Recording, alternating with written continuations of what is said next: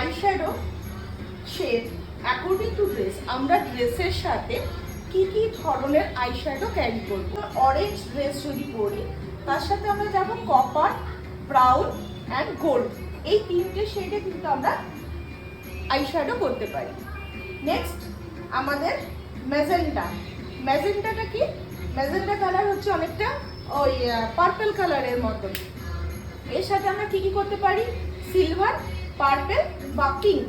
পিঙ্কের সাথে কি করব? সিলভার বা লাইট শেড আর পিচ। ব্লুয়ের সাথে আমরা কি করব?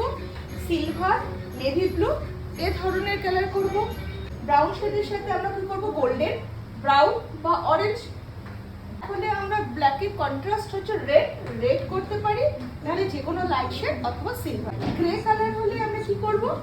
আমরা রোজ বা রেড, তারপরে লাইট শেড অথবা পার্পেলও আমরা করতে পারি।